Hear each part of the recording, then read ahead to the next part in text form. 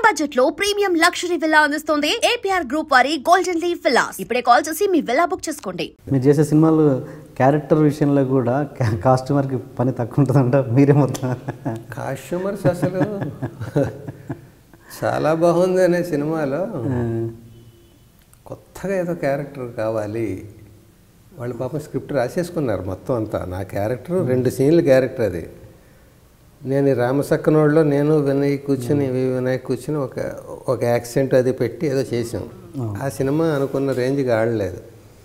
అది ఈవీవి గారు చూపిస్తే చూసి భలే ఉంది క్యారెక్టర్, ఈ మాడ్యులేషన్, దీన్ని ఫుల్ ఫ్లెడ్జ్డ్గా చేస్తే బాగుంటుంది అనుకుని ఆ టైంలో నేను అడిగాను, మీ దాంట్లో ఏమైనా వేషం ఉంటే చేస్తానండి, ఫస్ట్ ఫిల్మ్ కదా, మీద ప్రొడ్యూస్ చేస్తున్నారు కదా. నేను ప్రొడ్యూసర్, చాలా బాగుంది, తప్పకుండా చేద్దరు. కానీ ఒక వేషం ఉంది, 2 సీన్లు ఇలాగా. చలపతిరావుకి అసిస్టెంట్ తెంగరోడు వాడు, ఆ ఫ్యాన్ కట్టారా అంటే తాడు పట్టుకెళ్తాడు, స్విచ్ ఆఫ్ చేయమని వీడంటే తాడు పట్టుకెళ్తాడు. అదేంటో తాడు, ఫ్యాన్ కట్టేమన్నావు కదా, తాడేసి కట్టేద్దాం అన్నాడు. ఈ అబ్బా దాంతో కట్టమని లేదు, స్విచ్ ఆఫ్ చేయ. ఇలాంటి క్యారెక్టర్ 2 సీన్లు అన్నాడు. ఇంకా 2 సీన్లు అయినా అవకాశం, ఇంకా గోల్డెన్ ఛాన్స్ అని నేను ఇంత కట్ట రాసుకెళ్ళాను. 100 పేజీలు రకరకాల బిట్లు అన్నీ. కాస్ట్యూమ్స్ ఎలా ఉండాలి, వాడు ఎలా ఉండాలి, తెంగరోడు ఎందుకు అయ్యాడు, ఇవన్నీ అనుకుని వెళ్ళేటప్పటికి ఆయనకి చదివాడు, విపరీతంగా నచ్చింది. 2 సీన్లు ఉన్నాయి. ఈ స్క్రిప్ట్ ఇలా ఉంది, బాగా వచ్చింది, ఇందులో అన్నీ చాలా వాడుకోవచ్చు, కానీ 2 సీన్లు పని చేద్దామండి. హీరోయిన్ ఫాదర్ క్యారెక్టర్ ఒకటి ఉంది, అది 3 సీన్లు. అది ఎంఎస్ నారాయణ అనుకుంటున్నాం. ఎంఎస్ నారాయణ ఇంకో వేషం ఇవ్వడం ఏదో లేకపోతే ఈ సినిమా లేకుండా చేద్దాం.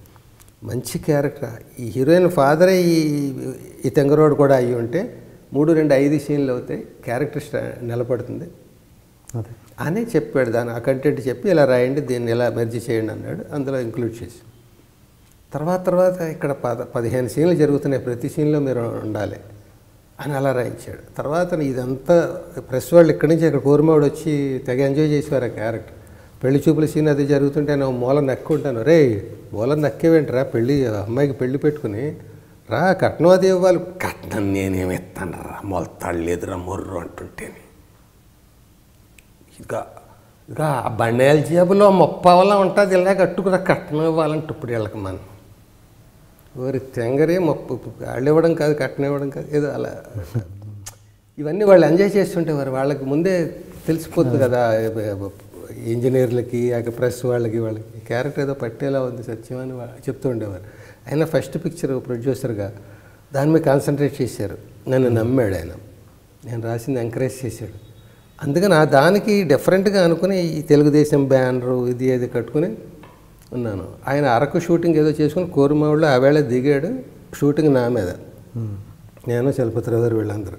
రే తింగరి ఇట్రా యా అని వస్తాడు ఒంగుని, వాడు ఇంట్రడక్షన్. ఏం లేదు, ఇదేంట్రా ఈ బ్యానర్ ఇదంటే ఏదో ఇది చేస్తాడు. వెళ్ళిరా అంటే వెళ్ళి మళ్ళీ వస్తాడు. ఎట్రా మళ్ళీ వచ్చాడు, నువ్వే కదా వెళ్ళి రా అన్నో వచ్చాను అంటే, నీ అబ్బాయి వెళ్ళండి. ఇలాంటి క్యారెక్టర్కి ఈ తెలుగుదేశం బ్యానర్ అది కట్టుకుని పైన లింగి కట్టుకున్నాను. అది ఇక్కడ దాకా ఉంటుంది కదా, ఆ బనీన్ పైన చొక్కా తొడుక్కున్నాను, లింగి చొక్కా తొడుక్కున్నాను అనమాట. వీళ్ళు గొడవ కాస్ట్యూమర్స్, ఏమంటే చంపేస్తాడండి మమ్మల్ని, ఆయన వచ్చేస్తాడు కాసేపు, కాస్ట్యూమ్స్ వేసుకోరేంటని ఇలా ఇన్ని పట్టుకొచ్చారు, ఏవో మామూలే మళ్ళు బనీళ్ళు అవి ఇవన్నీ. నేను ఆయనకి చెప్తాను, ఈ క్యారెక్టర్ ఒకలా అనుకున్నాం, నేను వేరే అనుకున్నానులే, ఆయనకి ఎక్స్ప్లెయిన్ మీరు తర్వాత ఎక్స్ప్లెయిన్ చేసుకోండి, ముందు మేము అనుకున్నాం వేసేసుకోండి మీరు. ఏమయ్యా ఇది ఇప్పి మళ్ళీ అది వేసుకుని ఆయన వచ్చాక మళ్ళీ నేను ఎలా చూపించాను, ఆయనకి చూపించాలి, లోపల ఉంది. ఇప్పి వేళ చంపేస్తాడు ఆయన, ఈయనేమో ఇది ఏదైనా అనుకుని మొత్తానికి ఆయన వచ్చాడు పైనుంచి.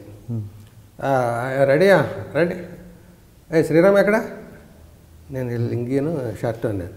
ఏంటి ఇలా యాక్ట్ చేస్తారేంటి అన్నాడు.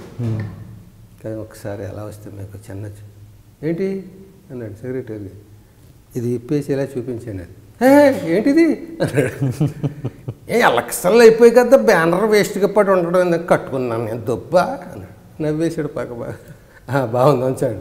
ఇక ఆ తెలుగుదేశం కాంగ్రెస్ అవన్నీ బ్యానర్లు పట్టుకురండి అర్జెంటుగా, ఊళ్ళో పీక్కురండు, కొత్త కొనుక్కురండు అని ఆర్డర్ ఇచ్చేసి అలాగా వర్కౌట్ అయ్యే చోట అట్లాగే అవుతూ ఉంటుంది. అదే సో అది ఈవీవి గారి స్క్రిప్ట్నే నేను మార్చేసానంటే ఏమంటావు దాన్ని నువ్వు? అదే పాడు చేసేసానా? సో పాతగా ఆలోచించానా?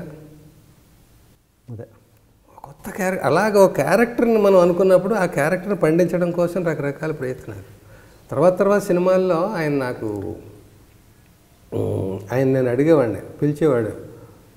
అమిరాజ్కి చెప్పాను, మీద 10 రోజుల క్యారెక్టర్ ఉంది ఇందులో, ఉత్సాహం 10 రోజుల క్యారెక్టర్ ఉంది ఇందులో. సార్ నా గెటప్ ఏంటి సార్ అనేవాడిని. ఇది చూసి అది చేద్దాం, అదేదో మీరు స్టిల్ ఇచ్చారు తీయించుకున్నారు, దాని మీద ఏమైనా ఆలోచించండి ఇలా అనేవాడు. తర్వాత ఒకసారి అందరు కమెడియన్లు ఉండగా ఆయన జోక్ వేసాడు, ఎవడైనా మీరు అందరూ ఉన్నారా కమెడియన్లు, మీరేం అడుగుతారు? నువ్వు ఈ సినిమాలో ఉన్నావా అంటే, సార్ నా వేషం ఏంటి సార్ అని కదా అడుగుతారు. ఈయన ముందు నా గెటప్ ఏంటి సార్ అంటాడు ఆయన, అన్నాడు నవ్వుతాను. నేను వెంటనే అన్నాను, నా గురువుని నేను నా వేషం ఏంటి సార్ అని అడగడం, ఏంటి వేషం ఏంటో చెప్తే తప్ప వేయవా అన్నట్టు ఉంటుందని నేను అలా అడగనండి. ఉత్సాహం క్యారెక్టర్ తెలుసుకోవడానికేనండి. ఆ గెటప్ వంకపెట్టి అట్లా గెటప్ పిచ్చేవాడిగా అలా అడుగుతాను అనే క్లారిఫికేషన్ ఇచ్చి, అట్లాగా ఏమయ్యా ఇదే తపనగా పడి ఏడుస్తూ మేలు కోసమే తప్ప ఫలానా ఇన్వాల్వ్మెంట్ వల్ల ఇది పోయింది, ఆయన ఇన్వాల్వ్మెంట్ వల్ల అని ఎక్కడైనా ఒక ఎక్స్పీరియన్స్ ఉంటే దాన్ని మనం అప్పుడు అడుగుతాను, నేను ఎవరి వల్ల అలా ఎక్కడ పోయింది అని నేను అడగట్లేదు, ఎందుకంటే రకరకాలు అనుకుంటారు. ఈవి గారి టాపిక్ వచ్చింది కాబట్టి సినిమా కెరియర్ పరంగా మీది రైటర్గా, ఇటు ఆర్టిస్ట్గా రెండింటి పరంగా మీకు మంచి గుర్తింపు తీసుకొచ్చింది డెఫినెట్గా ఈవి గారే. బట్ ఆయనతో హలో బ్రదర్స్ సినిమా తర్వాత మీరు రైటర్గా మళ్ళీ కొనసాగలేదు అంటే ఏంటి, ఎక్కడ తేడా జరిగింది, ఏంటి గ్యాప్ ఎందుకు వచ్చింది? హలో బ్రదర్కి ముందుకే మానేసాను నేను. హలో బ్రదర్ మళ్ళీ నేను జయకృష్ణ గారు తీసుకొచ్చారు, అప్పుడు ఎందుకు గ్యాప్ వచ్చింది మళ్ళీ చెప్పండి. ఆ జయకృష్ణ గారి ఇన్సిడెంట్ అన్నీ నేనే కష్టపడి పగలు రాత్రి రాసేవాడిని. కొత్త పద ప్రయోగాలు అవి చెప్పాను ఇందాక.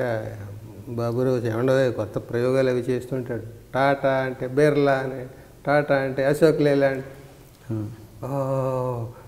అదే దాసరి రాఘవేంద్ర, ఇలాంటివన్నీ అప్పుడే తెల్లారు ఇవన్నీ చేయడం అది చెప్పాను కదా. ఇవన్నీ పగలు రాత్రి ఎంత కష్టపడితే వస్తాయి కొత్త ప్రయోగాలు. అలా పడి అదే పనిలో ఉండేవాడిని. ఇంకో సినిమా వచ్చినా ఒప్పుకునేవాడిని కాదు. నాకు ఒక సినిమా చేస్తుండగా ఇంకోటి వచ్చిందంటే టెన్షన్. ఇదే పూర్తి చేయగలనా లేదా అన్నంత టెన్షన్గా రాసేవాడిని. నిద్ర ఉండేది కాదు, తిండి ఉండేది కాదు, ఇంకా అదే ఓ దీక్షలా ఉండేది. నేను ప్రొడ్యూసర్ని కాదు, నేను డైరెక్టర్ని కాదు, నేను హీరోని కాదు, నేను స్టోరీ రైటర్ని కాదు, స్క్రీన్ ప్లే రైటర్ని కాదు, డైలాగ్ రైటర్ని. డైలాగులు బాగుండాలనేది పిచ్చి తపన. దానికోసం 4 కమెడియన్లు ఉంటే 4 పోటాపోటీగా 3కి పంచి వచ్చి 4వ వాడికి రాకపోయినా నాకు నిద్ర పట్టేది కాదు. ఒక్క పంచి కాదు, అలా మాట్లాడుతుంటే సీన్ ఫినిష్ అయ్యే వరకు ఎవడు మాట్లాడినా పంచితోటే మాట్లాడాలి. అలా ఉండేది, ఒక కసిగా, ఒక ఫైర్. నీకు తెలుసు నువ్వు జనం కోసం అడుగుతున్నావు కాబట్టి ప్రతి నీకు తెలిసి అంటే జనానికి తెలియాలి కదా. ఇలా జరుగుతూ ఉండగా అప్పులప్పారావు సీతారత్న గారు అబ్బాయి ఆ ఒక్కటి అడక్కు ఫుల్ ఫ్లెడ్జ్డ్గా సోలో రైటర్గా రాశాను. ప్రతి డైలాగ్, ప్రతి పంచి నాది అందులో. వారసుడి దగ్గరికి వచ్చేటప్పటికి ఆయన ఇంకో రైటర్ని ఎవరినో ఊరికే కొన్ని అక్కడక్కడ గెస్ట్ రైటర్గా పేరు లేకుండా ఇంకొక ఆయనకి కూడా ఓ వెర్షన్ రాయమని అలా ఎంటర్టైన్ చేసి, అతను వచ్చి కొంచెం ఏదేదో చెప్తాడు. చిన్న రైటర్ అతను, కొద్దిగా ఎక్కువ మాట్లాడుతూ అతను ఏదేదో చెప్తూ ఉండేవాడు పెద్ద అథారిటేటివ్గా. ఓకే, అది నాకు 2 రకాల ఇన్సల్ట్గా అనిపించేది. అతను పేరు ఊరు లేని చిన్న రైటర్ ఎంత పోజు కొట్టేస్తున్నాడు, పైగా నేను మెయిన్ రైటర్, నేనున్నాను అక్కడ, నా కన్సెంట్ లేకుండా డిస్కషన్ జరుగుతుందని కొంచెం హర్టింగ్గా అనిపించేది. ఇది రాను ఆయన ఎక్కువ సినిమాలు అలాగా చేయాల్సి వచ్చేది. ఫుల్ క్రేజ్ ఎలా ఉండేదంటే ఆయనకి, ఈవి గారికి అలాగా ఏడాదికి ఒక సినిమా, అలా ఏడాదికి 3 సినిమాలు 4 సినిమాలు చేసిన సందర్భాలు. నేను 3-4 రాయలేను. నేను రోజు 2-3 సీన్లు రాయడమే గొప్ప. నేను ఆయన సినిమాలు అన్నీ నేను ఎక్కడ రాయగలను? ఓన్లీ రాసేయడమే కాదు కదా, రోజున డిస్కషన్లో పార్టిసిపేట్ చేయాలి కదా. అందుకని నేను ఆయనకి సినిమాలు పెరిగినప్పుడు ఇలాగ ఎవరినో రైటర్స్ అందరూ ఆయన చుట్టూ ఉండేవారు, ఏదో రకంగా ఆయన దగ్గర రాయాలన్నట్టుగా చాలామంది రైటర్స్. ఆయన కొందరిని ఎంటర్టైన్ చేస్తూ ఇద్దరిని ముగ్గురిని అలా అకామిడేట్ చేసుకునేవాడు. అది నాకు వద్దనేవాడిని నేను. ఓకే, నాకు నా మీద నమ్మకం ఉన్నంతకాలం నాకు సోలోగా ఇవ్వండి. మీరు ఏటికి 10 సినిమాలు చేసినా నేను ఒక్కటే రాయగలనని మీకు నమ్మకం ఉన్నా ఆ ఒకటి నాకు ఇవ్వండి. 9 మీరు ఒక సినిమాకి 10 మంది చేత రాయించుకోండి, పర్వాలేదు. ఆ ఒక సినిమా కూడా నేను రాయలేను, నా స్టఫ్ అయిపోయిందని మీకు అనిపిస్తే నాకు అసలు సినిమాలు ఇవ్వకండి. నేను ఇంకోటి ఏవో చేసుకుంటాను, లేకపోతే రచన మానేస్తాను, ఏదో చేసుకుంటాను. ఎందుకంటే కష్టపడి మీ దగ్గరే కమిటెడ్గా 24 hours చేస్తున్నాను నేను, ఇంకో సినిమా చేయట్లేదు.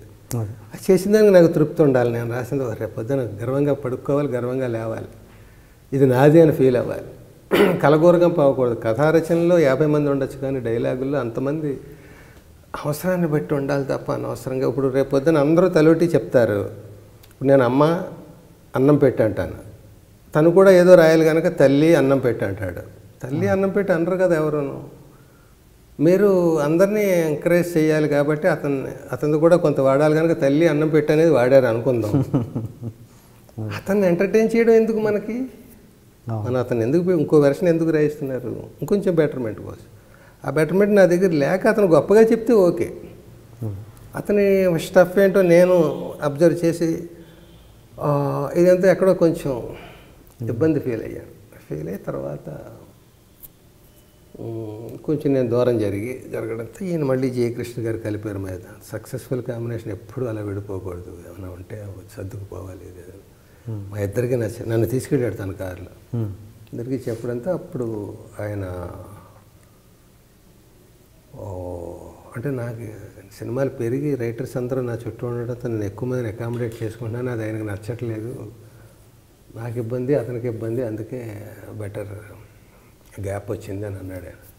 అసలు రావద్దని నాకు చెప్పాడు, ఆయనకి చెప్తే తర్వాత హలో బ్రదర్ ఆయన వెళ్ళి రెడీ అయ్యి రండి, నెక్స్ట్ సినిమా మీరు రాస్తున్నారు అన్నాడు. ఈయన అనేసి వెళ్ళిపోయాడు జయకృష్ణ గారు. ఆయన ప్రొడ్యూసరు 420 సినిమాకి. పైగా ప్రొడ్యూసర్ అనే కాదు, వాళ్ళ రిలేషన్స్ అట్లా ఉండే. తర్వాత నన్ను పలానా చోటుకు 2 హోటల్లో 11ంటికో 12ంటికో అన్నాడు. వెళ్ళాను. అక్కడికి వెళ్తే అక్కడ డిస్కషన్ నడుస్తుంది. అలీబాబా 40 దొంగలు, అరడజన్ నడుస్తుంది. ఒక 5-6 సీన్లు అవన్నీ డిస్కషన్ నడిచి లంచ్ బ్రేక్ తర్వాత అన్నాడు, ఏంటి ఈ సినిమాకి రైటర్ అనుకుంటున్నారా మీరు? చాలా పెద్ద సినిమా రాస్తున్నారు, hello brother, Nagarjuna dual role. ఇంకా సమస్య పోతాయి చిన్న చిన్నవి. నేను ఎందుకు ఎఫెండ్ అయ్యానో ఆయనకు తెలుసు, ఆయన ఎందుకు అలా చేయాల్సి వస్తుందో నాకు తెలుసు. ఎవరి తప్పు కాదు. దూరం అయితే మళ్ళీ దగ్గర అవ్వడానికి ఎట్లాంటివి మనసులో ఉండి మళ్ళీ నా రైటర్ నా దగ్గరికి వచ్చాడు అనేది ఒక ఆనందం ఉంటుంది కదా. మీరు ఇది అనుకుంటున్నారా హలో బ్రదర్ అనేటప్పటికి నేను ఏదో రాసుకుంటూ ఉండేవాడు ఎప్పుడు అలా. నేను వెళ్తున్నప్పుడు యాక్టర్ అయినప్పుడు కూడా అనేవాడు అలాగే ఎక్స్ప్రెషన్, అంటే చూసిన ఆనందం అన్నమాట. ఏంటి బాగున్నారా అన్నది ఏదో ఎక్స్ప్రెషన్, అందులో 100 అర్థాలు ఉండేవి. ఏంటి మరి కుర్ర షాట్లు వేస్తున్నారు, ఆనందం. అది క్రిటిసైజ్ చేయడం, వెక్కిరించడం కాదు. అదే నా ఆర్టిస్ట్ బాగున్నాడు అనే ఆనందం. అవన్నీ అనుభవాలు ఏం మాట్లాడుకునే జనాలకి ఏం అవసరం వీటితో. And for more videos, please subscribe to iDream. Please subscribe to iDream. Please subscribe iDream. And please subscribe to iDream. For more videos, subscribe to iDream. please like, share and subscribe to the channel. Congratulations, iDream. Subscribe to iDream. Subscribe to iDream. So subscribe to iDream Media. iDream ki iDream team andarki huge congratulations. Please subscribe iDream Media. Please subscribe to iDream. Subscribe iDream. Please subscribe to iDream. iDream అంటే నా కళల ఛానల్ను subscribe చేసుకున్నారు, నోరు తిరుగుతలేదు, మీరైతే గంట గుర్తు కొట్టండి. For more such videos, please subscribe to iDream. Subscribe to iDream. Please subscribe to iDream. Please subscribe iDream Media. Please do subscribe to iDream. Please subscribe to iDream Media. For best entertainment and information, please subscribe iDream. And don't forget to subscribe to iDream.